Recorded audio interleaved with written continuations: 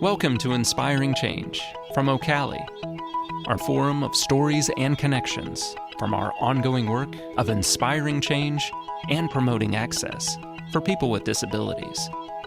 I'm Simon Buer.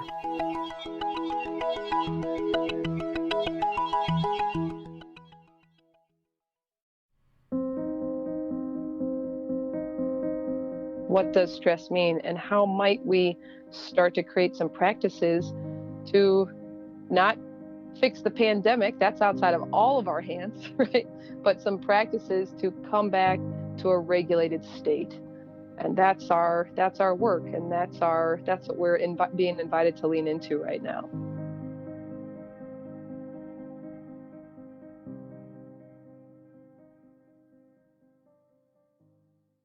OCALI's offices closed on March 18th, and we started to work remotely from our homes.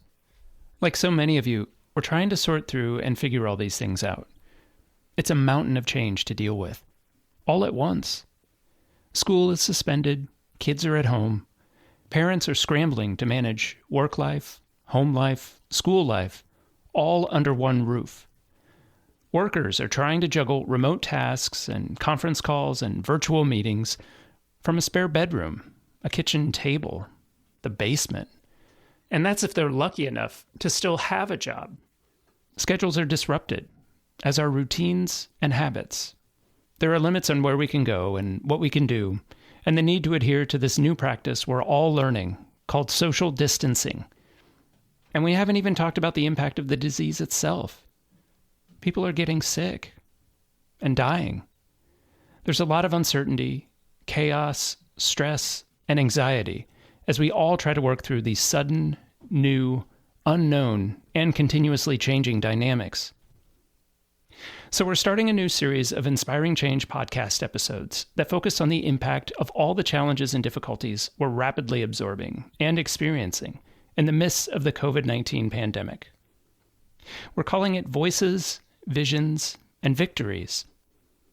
We start with voices. We need to hear directly from each other.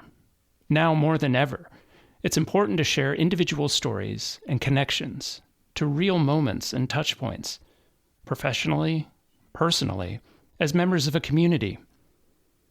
Besides, it's a really good time to take a walk or sit outside and just listen. We'll look at different visions. How do we view and see the changes and challenges all of us are experiencing right now? We'll look at the impact on real lives and the structures, programs, and systems that we've developed and implemented to support those lives. And we'll highlight victories we need to celebrate and experience and distill ourselves in warm and wondrous moments while we keep our collective spirits up and our momentum moving towards better days. In this ongoing series, we're going to reach out to different experts and leaders and families and self-advocates to hear their voices, see their visions, and share in their victories. We start today with my guest, Sarah Buffie, founder of Soulbird Consulting in Cincinnati. Hey, Sarah. Hey, Simon. Sarah has extensive knowledge and experience in trauma response care and helps individuals and organizations build empathy and understanding around the effects of trauma. So she's a great person to talk to about our present challenges and what we can do for ourselves and each other while trying to work through them. Sarah, welcome to OCALI's Inspiring Change podcast. Thanks for having me. It's a real pleasure. So this is such a weighted question right now, I think, for everyone, but how are you? Yeah, just going to go with the easy ones first. I feel really, really blessed and held by my community and by friends and family. And I also have a heaviness to my heart knowing that that's not everyone's experience right now. So I'm definitely kind of taking every day in stride, but trying to notice and pay attention to what's going well around me. What are the things I can control, and how might I stay full so I can show up for people who are in a less fortunate situation. So I'm generally okay though. taken in stride. Yeah, no, I think that balanced approach is definitely how we have to do it, right? We are in uncharted waters and some really confusing, disrupting, and frightening times. And the thing about COVID-19 is it doesn't matter your age or your race or your ethnicity or your socioeconomic standing. I mean, it's impacting all of us. So I guess as a way of starting things out, can you talk just in general terms about the impacts and effects that this is having on our families and our community and society at large? Yeah, there's a couple different angles I'm coming at this when we think about how is this affecting society at large. But one thought that I've been having that was really reiterated. I've got a lot of heroes that I listen to and read and follow. And Bruce Perry talks a lot about how while we're all experiencing stress and chaos right now, a lot of uncertainty in our field, when we're talking to people and helping them understand how traumatic experiences affect the brain and body, sometimes that can feel pretty nebulous and pretty out there. Maybe that's not my experience, or maybe my experience is different than yours. So it's hard to come to a shared language, a shared conversation. But right now we are having a shared experience. This is a very collective, shared trauma that we're all going through. And while we're having our different experiences through that, we now have a common language for what does distress mean? What does stress mean? And how might we start to create some practices to not fix the pandemic? That's outside of all of our hands, right? Right. But some practices to come back to a regulated state. And that's our work. And that's what we're being invited to lean into right now. Yeah. And so talk to us a little bit about that process of finding a regulated state, or sketching out time and space to work on that, because I think we're all learning like new schedules and new habits, and things are sort of in disarray. So can you talk a little bit about that process? Yeah. What's mostly on the forefront of my mind, because the folks that I support and engage with a lot are teachers and parents. And right now I've been seeing all that stuff go around Facebook, where kind of some suggested guides for homeschooling, basically, some routines and guides. And one of the things we're always inviting teachers to do, which can sometimes feel really impossible because they have a lot to do already. They have a lot of work on their hands, and they've got standards they have to teach to, and curriculums. But the invitation from the trauma consultants or supports is to build in brain breaks throughout your day. Not just one recess where you get to burn off energy, right? Not just one moment in the calming corner to decompress, but in a patterned, rhythmic way, you create, you create patterns where you can come back to self, where you can center. And so that's what I would invite parents to do right now. Take those schedules you're creating, right? Take your family rituals and engage those longer and more robust physical activities, right, to burn off energy and to connect with one another. But every hour or so, or every time you shift from one little schooling piece to the next, right, or even adults who are in their work life trying to work through a lot, to take a break every hour or so, to recenter, to breathe, to fix your gaze on what's outside, not just a screen, to develop some body-based practices. There's lots of chair-based yoga practices that you can tune into and engage with. But to create a pattern of those, to create a ritual, can really help. And then it's about finding what gets you most excited. I think one of the invitations we also have right now is the invitation of time and space. So playing with what does help me regulate. Is it yoga? Maybe it's not. Is it running? Maybe it's not. But we get to try that out and use our voice to say, yep, this is working, or no, this isn't working. I want to try something new. Yeah, that's a great way to think about it because we have the time to kind of think about things and maybe try several different options. I've definitely noticed more people in our neighborhood walking more, just that simple practice of getting outside. Is there a concern that maybe in being kind of forced into this sort of shelter in place or quarantine or whatever we want to call it, that you also can kind of shut down inward when you're in that kind of concentrated existence? It's easy to kind of forget about the world outside or forget about others outside when you're sort of forced to just to kind of live and habituate in your own space all the time.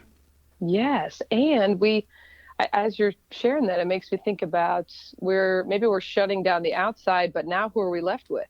All of our voices on the inside, all of these parts of ourselves that we maybe neglect or abandon or don't pay attention to, and that they're easier to tamp down because we're busy, we're on the go, we have our schedules, we have our social lives, but now we get to sit with ourselves.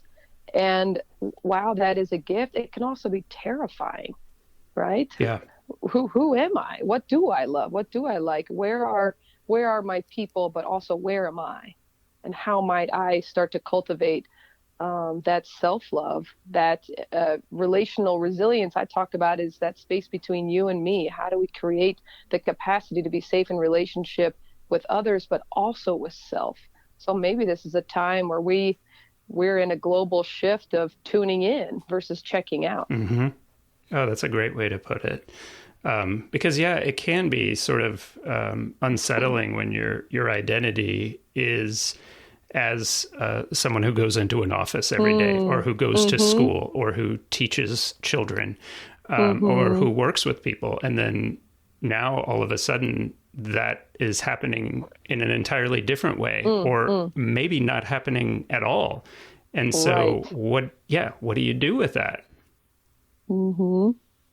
Well, and how do we start to really listen to language? Because I know there's social distancing. That's what everyone's talking about. But there's been a shift over the past week of people saying, wait, time out. We want to physically distance, but socially connect. So the other end of that spectrum of, oh, wow, this is a time where I might go inward and find out who am I really outside of my valued roles or even devalued roles, right? How might I still connect socially, but with purpose?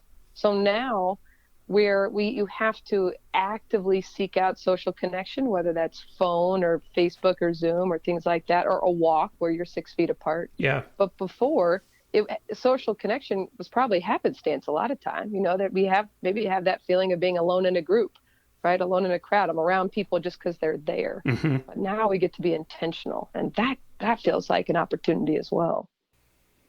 Yeah, it definitely feels like an opportunity. And maybe there's some irony that we're now using our phones or Facebook as our primary means of being intentional in our connections. I mean, a lot of times when we think of those tools, they're maybe think of them as alienating ourselves from each other when we're sort of idly scrolling or texting and not being fully present. Yeah. I don't know about you, but my Facebook feed is so positive, like it never has been before, and not delusional, not that people are like spiritual bypassing and not paying attention to what's real in front of them, but people are seeking out one another. And I feel like will be a part of the new normal that we're heading into, where we might start to, we can't scapegoat technology anymore. We can't just point the finger there and say that's the demise of our society. Right. It's more complicated than that. It's more complicated. Yeah. It's more layered. And so when I think about advice or thoughts that I have around how to support someone in making that shift, I do this, kind of in the olden days, 3 weeks ago, I would probably start the same way. I'd invite people to do a people map, get out some pens and paper and look right down. Who are the people in your life? Who are the close ones that you can sit and stare at? You don't have to have words with. Who are the ones who are a little bit on the margin that, man, you actually don't really know that well, but this could be a great excuse to say, hey, COVID-19. Let's connect, right? It feels like a nice little pass to say, I'm going to be a little bit more vulnerable here than I otherwise might have been. And because the person on the other line is also in this shared experience, your vulnerability might just be met. Mm-hmm. And we might start to develop a new sense of emotional safety with one another, which we know that relationships, that's how we heal. And we can only build relationships in the context of safety. So maybe the space that we have through Zoom or through text or through phone, maybe that is creating the bridge between extreme vulnerability, especially based on my past experiences, that tells me, my body's telling me don't trust people, right? But my mind is saying I'm dying for connection. Maybe this right. is a bridge here, and we can tiptoe on that in the context of social emotional safety. I like what you said there. We can only build relationships in the context of safety. I'm struggling a little with, how do you do that when you're not feeling safe? Mm-hmm. As a teacher or a care provider or parent, someone who's scrambling and trying to negotiate these new dynamics and wrestle with technology-based ways of communicating, how do you best prepare yourself for those intentional connections? I think my big thought there, again, is not unique to this time, but I think more imperative to pay attention, to focus on, is the centering the self. Mm-hmm. If I'm dysregulated, if I'm empty, if I'm not full, if I'm on edge, if my thinking brain is offline, right, and I'm in my fear brain, then that's the energy I'm bringing to you. That's the energy I'm bringing out into the world, which is going to impact others in a significant way. So really, this doesn't feel like the time to focus on ourselves, because, most of us want to be there for other people, but we have to be that. We are our body, ourselves. We are the intervention. So to really find those practices that help us ground, those routines that help us stay connected to the here and now, that's going to be a first step for any group of people. But I would also, in talking to a colleague of mine who is now unable to see the 12 young people that she supports, we talked about, what do a lot of these kiddos have in common? A trauma history. And what do a lot of these kiddos have in common? They love technology. They love their gaming. They love their Pokemon world, and what's another thing they have in common? That's one of the external supports that is most often taken away from them based on punishment, consequence, discipline, or a safety hazard. I know that people can be unsafe sometimes, right? So we have to help them stay safe. But now we have an opportunity to engage people with their external support that feels safe. I told her, I said, I bet, so-and-so would love to join you in a Pokemon gaming group, every Thursday from 4 to 5. Yeah. That's a meaningful, engaging, productive hour of time spent with someone around their passion, not their label, right? Mm-hmm. So I think we can start for direct service providers, how might you get to know deeper, what do the people that you love and care about and work with and for, what do they love? What are they passionate about? What are they gifted at? And how might you help them explore that gift, passion, or interest, even in this time of physical distance? Yeah. We can ideate, we can create art, right? All of this is about power with others. And now more than ever, it's in our face. If I'm on Zoom and you're over there, I have to engage with you. Right. I can't just sit next to you on a couch and watch TV that you don't care about. Yeah, yeah. That's not an opportunity anymore, right? So the power with, the co-regulation, the co-creating that we can do with folks, even with physical distance, can be really powerful. And if we're building that into, like you said, scheduling that on a Thursday or something, so you're building that into a structure, and you're also building some anticipation of that as well. Yes. Positive. Mary Vicario, my mentor, always talks about, when we experience trauma, the capacity to perceive a positive, hopeful future is shut down because you are constantly vigilant about what's happening.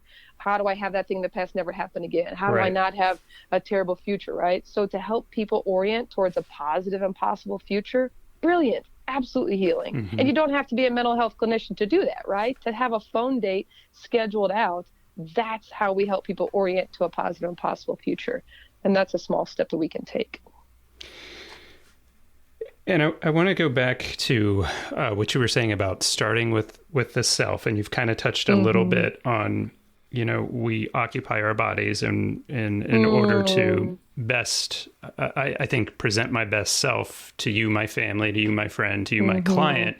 I need to start with where I am, who I am. Are there suggestions or things that you would suggest to help people kind of either daily practices that people can follow or in the moment practices when the stress and tension and, everything is ratcheting up? Like, I feel like everything's on 11 right now. That old, what was it? Was the name of that movie? Spinal Tap, right? Okay. This is Spinal Tap. And I feel like we're all at 11 right now. Yeah. So, are there some self practices that we can take to help bring us back to closer to a more moderate volume, so that then we can be fully present and helpful? Yeah, beautiful.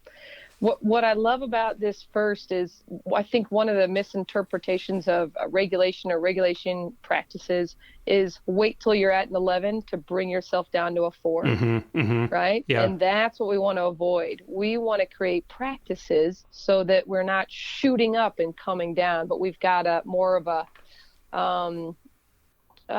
a flow, right? More of a kind of a vibration where we're a little bit more steady. So the first thing I would think about is, without awareness, we don't have choices. So the first thing to do is start paying attention.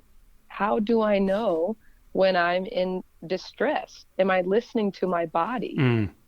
Right? Am I, when I have that ache in my neck, am I just taking Tylenol and pushing through, or am I taking a moment to say, hi, pain in my neck? I see you there. Welcome back. I see you. Yeah. Welcome back. You have something for me and you're welcome here. And can I breathe into you in this moment? Right? All of this is easier said than done, but it's a practice. It's not going to be perfect. If the kid is screaming in the other room, do I meet them in distress? Do I come up to that? Or do I take a moment with the screaming child and say, oh, there's a scream. I see you. I'm here. Right? This is the self-talk I might say to myself before I walk into the next room and start to show up for somebody who's having a hard time. So I can be that anchor. So I can be that grounding, right? And co-regulate versus meet someone else in the height of their distress with my distress. So a lot of, there's just so many things.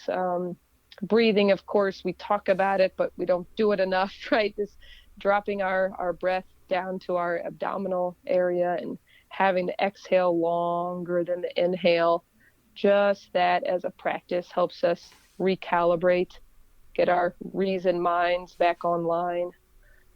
I think a little bit more involved if you're a nature person, right? Literally digging a little hole and putting your feet in and covering up and just feeling the ground, right? You can do this with your family too. You can do this with your pets around. You can engage the earth. That's one thing that right here, right now, is not slipping underneath us. Right? There's so much chaos around us, but there's gravity that can bring us back down to the here and now. So being on the ground, in the ground, can be really helpful in grounding. And literally grounding. I love that. Literally, literally. And so, you kind of said when you were talking about breathing, I mean, I think we hear that all the time. And I think for a lot of us, we instinctually know that. But it's that whole difference between knowing something and then doing it, right? And remembering to do it. Yeah. And so I think that's maybe part of it, right? It's like you're saying that we need to like cultivate these practices and these habits when we're not in those traumatic or highly charged moments. And this just becomes like a daily thing that we're always doing, and maybe checking in with ourselves when we're not at an 11. But just to say, okay, where am I right now? Okay, I'm in this chair. Beautiful. I feel where I'm at. Yes. I know where I'm at, that kind of thing. Yes. And I want to elaborate. I'm a big language person, and the word knowing, I really have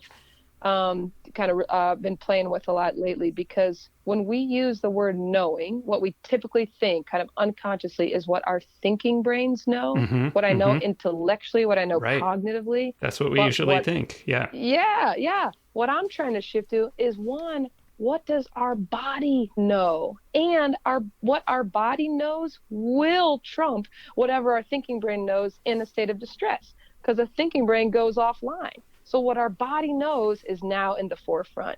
So if we can create a body knowingness of regulation, that's then what gets to be online when our thinking brains go off, right? That knowingness gets to be cultivated, and that's what we get to lead with.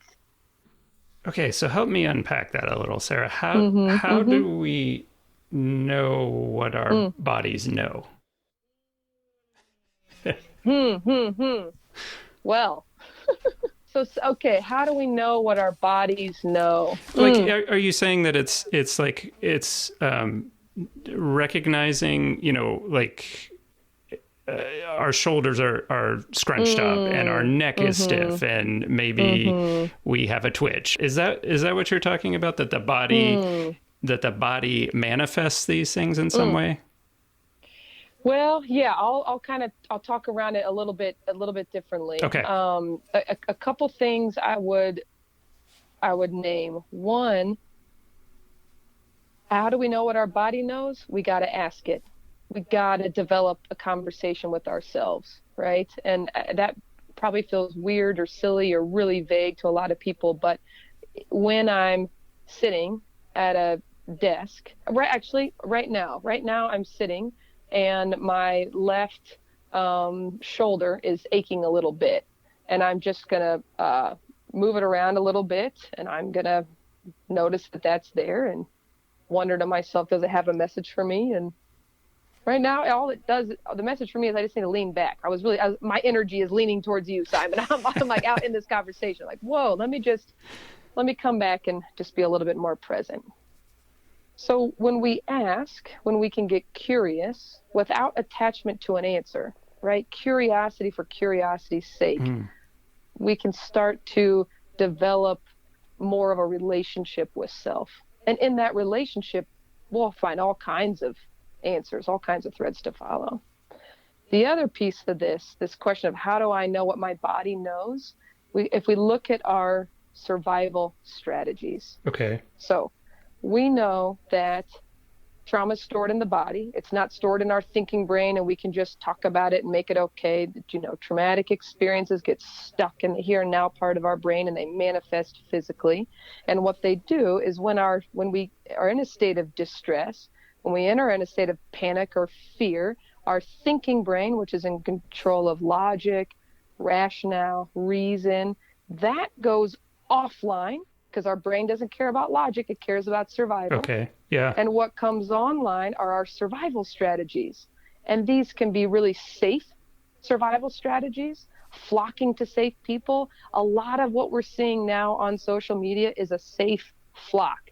Everyone's in fear and they're flocking towards social connection. It's beautiful, right? That's the first thing we'll do when our thinking brain goes offline. If we can't flock, we flee, we run away. We escape, whether we're running underneath our blanket and not getting out of bed, or we're literally going on a run because we have a lot of energy. We can't be in the house anymore, right? Yeah. If we can't flee, we fight. If we can't fight, we freeze, right? We feel stuck in place. And if freezing doesn't keep us safe, doesn't ward off danger, we submit, we dissociate, we check out, right? So all of these things are, one, outside of our conscious control when we go immediately into that stress response. And they are all survival strategies that have worked. If we're alive right now, they have worked to keep us alive. And what we don't do enough in our society is honor our survival strategies. We want to shame them. We want to blame them. We want to change them. I shouldn't do this. I shouldn't do that. I shouldn't run away. I shouldn't scream, right? Before we can shift our survival strategies to more safer ways of being, we have to honor what they've done to keep us alive. Then we can start to shift to more pro-social ways of being. So how do I know what my body knows? What do I do in states of distress? Do I run? Mm-hmm. Do I yell? Do I cry? Do I deflect? Right? Does my stomach tighten and I get really anxious? Right? Oh, thank you, anxiety. Thanks for showing up for me right now. I see you. I'm going to ask you to sit next to me instead of be me right now, Yeah. right? I Yeah. need the parts of me that are calm and strong and present. I need those here right now. But you're here too. I got you. It's okay, right? So this creating this kind of dialogue with self, this kind of curiosity and compassion with self, that will translate to curiosity and compassion with others when that's our own narrative, our own monologue. Yeah, so you're saying that you can then use that same view when dealing with other, or when working with others, when relating to others. Yes. And so in order to be able to do that, I'm guessing that you really need to have that reflection. Well, you can't have that reflection in a time of crisis or in a time of trauma, right? It has to come when you're not in that fight or flight or freeze mode. Is that right? Well, It's more of a reflection after the fact? yeah, I'd say both and. I say now, for me, like cultivating a practice, Mm-hmm. I'm more aware. I still have my fight. I still have my thinking brain still goes offline. I still go into my survival strategies, but the Sure. gap between offline and awareness is shrinking. Okay. So that's what. So might we use an activated moment as an invitation? Mm-hmm. Oh, wow! I just screamed at my kid. Whoo! There was. Wow, that came out. That was very real for me in that moment. Okay. Thank you, voice, for coming out and being present. I need you. I need my voice. Right? Honoring.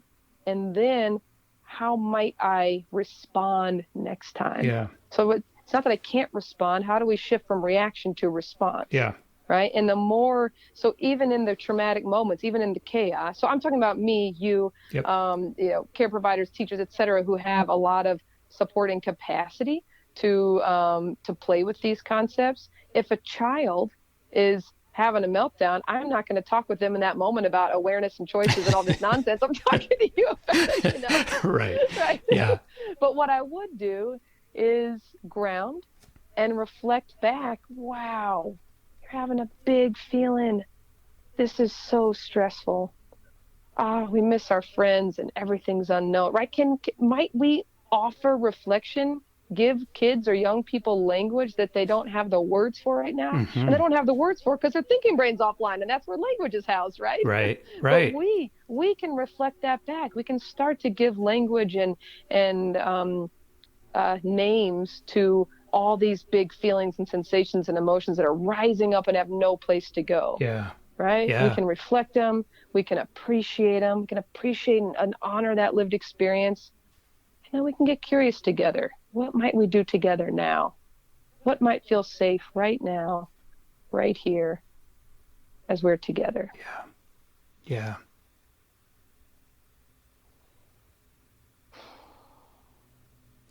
Yeah, and then it's also it's not so individual in that moment either. Yeah, right? Beautiful. Yes, healing happens in relationship, and that's the moment. And we have so many of those moments, so many missed moments sometimes. But now they're in our face. What are we going to do? What's our choice? Yeah. Do we lean in? Do we run away? Do we have grace for ourselves and compassion if we do run away? Right? It's really about how do we create more spaciousness with this present moment versus more constriction. And I think just from having talked to you for the last 30 minutes or so, I have a better understanding of, I was going to ask you about the Soulbird Consulting tagline, but I think it's becoming really clear. I mean, the tagline is trauma is real, together we can heal. And so I think when I reflect on what you've been saying, I think together is an important part of that statement, right? That it is about connections, family, caregivers, friends, that support network. Yes. Sarah, not to diminish the connections that we can make when we're not physically present with each other, but what about the challenges for those who aren't online? That's a different scenario, right? I think a lot of us are privileged with having the resources to be able to do this, but not all of us do. And so what can you do in those situations of, especially with social distancing, quarantine, and self-isolation? Yeah, it's a really heavy and beautiful question, because I think it's what we need to be talking about more. For me, that question kind of reminds me about when I'm coaching people who support folks one-on-one, and the barrier is money. There's no money, there's no funding. We can't just go have cups of coffee with everybody, because that costs money, and so that feels like a very physical, a very tangible barrier. Yeah. And that forces us to get creative. How might we share space with one another with meaning and purpose and passion outside of money? So I've kind of the same question is posed here. Yeah. How might we share space with one another outside of technology? So for folks who are living in maybe with a group of people and they're not connected to this virtual world, I want to think about play. I want to think about art. I want to think about music. We have a sense of intellectual knowing when it comes to neuroscience and seeing inside of the brain and understanding more of what's going on, that the vagus nerve, right, which we could go on about, I won't take us too far down a rabbit hole, but the vagus nerve connected from the base of our brain there up into our face muscles, but then down to every other organ of our body, that vagus nerve is constantly sending messages of safety or connection or distress, watching out for danger, etc. And if your vagus nerve is constantly on high alert, right, that's it creates a low vagal tone where you have higher rates of depression and body-based illnesses and diabetes, etc. If you have a strong vagal tone, right, one that's toned up and working properly, kicking on the inflammation center when it needs to be and telling it to turn off when we're back to safety. If you have that strong vagus nerve, you have lower rates of those things, depression, diabetes, etc. The ways to strengthen the vagus nerve are through dancing, singing, humming, laughing, right? It's through play. And so if we know this scientifically, how do we pull threads of that and look at our days, look at our routines, and incorporate more engagement around our physical surroundings? So I'd be really curious if most of us are trying to watch what we're eating, and we're trying to get food and not go out to the grocery store a whole lot. But if you look in your fridge and you have a couple condiments that have been in there for years, and you can't even use them during COVID-19, they're just that bad, right? That's bad. What's it look like to set up 5 plates and play Pictionary with Ketchup? I don't know, right? I don't know, but these are the things. If I were with a family or with a group and we were ideating together, that's where I would orient them. How might you use art and play and music and dance, right, to get into your bodies and to be here in this moment with one another, right? I don't have a concrete plan, because I think each person, a group, or household is unique and different and has their own skill sets. But those are the themes I would think about with a group of people or with a family. Wow, I just had a flash when you were talking there, that how great would it be if we wrote prescriptions for dancing, Yes. singing, Yes. playing with ketchup. Absolutely. I would love to have those prescriptions. Come to Soulbird. We'll prescribe it all. That's so awesome. Oh my gosh. That's so great. Taking us down a slightly different path. What about people with developmental or intellectual disabilities? I mean, there was a story on NPR just this morning about how to talk about COVID-19 with someone who has autism. Do you have any thoughts about communicating with people who maybe communicate, quote unquote, differently, or who might have some communication challenges of their own? You know, I'd love to hear that story. If you could send me that link. Yeah, absolutely. I'm very curious about that perspective. I think about something I learned years ago when we think about universal precautions, right? And I think that is in the context of like, wear gloves if someone gets hurt because we want to worry about bloodborne pathogens, right? We want to always be aware maybe something dangerous could happen. So let's have universal precaution. And when it comes to people, especially people who are living with devalued labels where society isn't focused on their gifts, their passions, and their interests all the time, right? Yeah. Maybe in theory they are, but we're focused on limitation. Right. How might we start to lean into universal intelligence? Assuming intelligence, assuming interest, assuming curiosity, people are going to communicate in all kinds of different ways. And if I don't understand that, that's my problem. And I need to get more curious. And how do I start to listen deeper to people? So I would be curious in asking this question to folks. What are people's curiosities about what's happening right now? Is it nice? Most people with developmental disabilities or cognitive disabilities are in a world where they're told you can go to this day program or that day program. You can push carts at Kroger or push carts at Home Depot. You can have this job coach or that. You know, we're so limited, unfortunately, in our ability to think about big, full lives for people. We think about what our service system can offer. And there's so much heartbreak in that to me. And might this be an opportunity to regroup and look at how does it feel not to be shuffled to and from day program all day, every day right now? What have the past 3 weeks looked like? Did you get to spend more time with family? Did you get to go on walks and connect and have silence and solace and peace? I don't know. That's maybe a total delusion for me. And families are going to hear this and say, Sarah, come to my house. You'll see what it's really like, you know. But bring your prescription pad. Yeah. Exactly. But I do get really curious. Yeah. Instead of taking this time to create another service or another system, particularly for someone, you know, with a label, might there be something that they're trying to teach me, right? That I can start to learn. So I don't actually have a direct thought or a direct, answer to that big question. But those are some curiosities I have floating around. I just want to add one more thing too, and kind of in that frame where so many people with disabilities, they might have busy lives where they're structured. Right. Do they have meaningful lives? Fulfilling. Yep.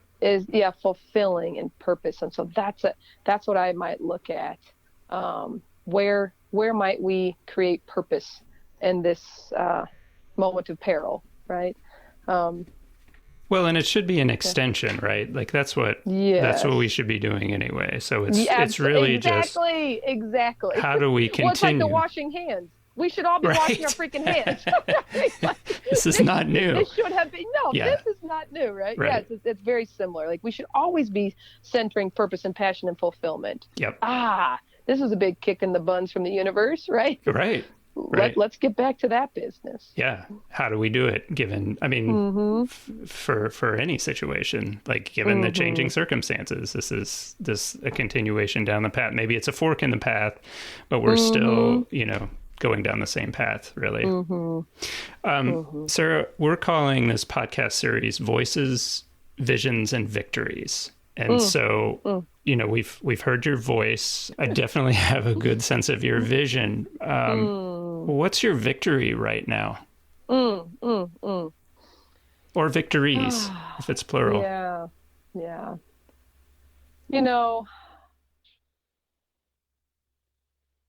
I think my victory is everything that I've been thinking about and learning and talking about and sharing and growing with other people um, is so present right now, and I feel like I'm walking a path that I would be proud of, even outside of these tough times. And I feel like the ability to show up for people, and however whatever that looks like, is a real gift, and it's an honor and privilege. I also, on a very practical victory, we have been playing with puppets more with Soulbird, and we've shared a couple of videos with DODD, and we're going to be creating more content and really putting our, kind of uh, walking the walk when it comes to play. It's not just a thought I have; it's a practice that I'm building. So I just watch out for more engagement from our end, to unite people around silliness and fun and laughter, get that dopamine flying during these tough times.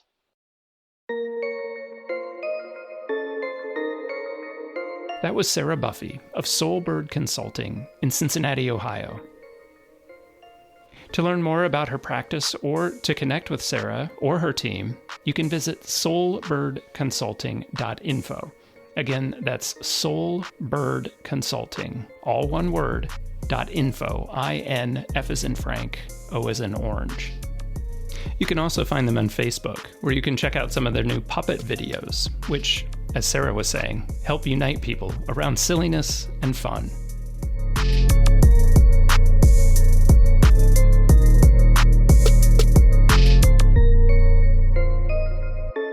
You're listening to Inspiring Change, our forum of stories and connections from our ongoing work of inspiring change and promoting access for people with disabilities.